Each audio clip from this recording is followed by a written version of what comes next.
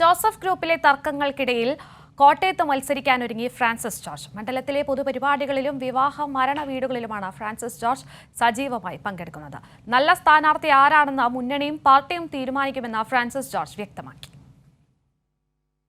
സംബന്ധിച്ചിടത്തോളം ഇപ്പോൾ ചർച്ചകൾ നടക്കുന്നു. ആ ചർച്ചകൾ പൂർത്തിയായി ഓരോ സീറ്റും ഏതൊക്കെ കക്ഷികൾക്ക് എന്ന് തീരുമാനമായാൽ, ഞങ്ങളുടെ കേസിൽ ഞങ്ങളുടെ തീരുമാനമായി കഴിഞ്ഞാൽ ഉടൻ തന്നെ ഞങ്ങളുടെ പാർട്ടിയുടെ ഒരു കമ്മിറ്റി യോഗം ചേർന്ന് മറ്റു തുടർ കാര്യങ്ങൾ തീരുമാനിക്കും. അത്രേ ഉള്ളൂ. പതിവിന് വിപരീതമായി കോട്ടയം പാർലമെന്റ് മണ്ഡലത്തിൽ സജീവമാണ് ഫ്രാൻസിസ് ജോർജ്. കോട്ടയത്ത് ആര് മത്സരിക്കണമെന്ന തർക്കം ജോസഫ് ഗ്രൂപ്പിൽ തുടരുമ്പോഴാണ് ഫ്രാൻസിസ് ജോർജ് മണ്ഡലത്തിൽ സജീവമാകുന്നത്. പാർട്ടിയാണ് ആര് മത്സരിക്കണമെന്ന് തീരുമാനിക്കുന്നതെന്നും വിജയസാധ്യതയുള്ള സ്ഥാനാർത്ഥിയെ പാർട്ടിയും മുന്നണിയും ചേർന്ന് പ്രഖ്യാപിക്കുമെന്നും ഫ്രാൻസിസ് ജോർജ് വ്യക്തമാക്കി. സംബന്ധിച്ചിടത്തോളം ഒറ്റ കാര്യം മാത്രമേ ഉള്ളൂ. പാർട്ടി എന്ത് നിലപാടെടുക്കുന്നു, പാർട്ടി എന്ത് തീരുമാനിക്കുന്നു, അതനുസരിച്ച് പ്രവർത്തിക്കാം. പാർട്ടി ആരെ സ്ഥാനാർത്ഥിയായിട്ട് നിശ്ചയിച്ചാലും ഞാൻ വളരെ സജീവമായിട്ട് കോട്ടയം പാർലമെൻറ്റ് മണ്ഡലത്തിൽ പ്രവർത്തനത്തിലുണ്ടാകും. പിന്നെ മറ്റ് UDF മണ്ഡലങ്ങളിലും പാർട്ടിയാണ് തീരുമാനിക്കേണ്ടത്.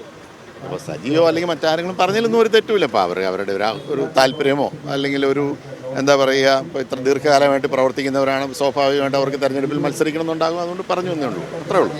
നിലവിൽ PC തോമസ്, ഫ്രാൻസിസ് ജോർജ്, MB ജോസഫ്, പ്രിൻസ് ലൂക്കോസ്, സജി മഞ്ഞക്കടമ്പിൽ ഉൾപ്പെടെ നിരവധി പേരാണ് കോട്ടയം സീറ്റിനായി രംഗത്തുള്ളത്.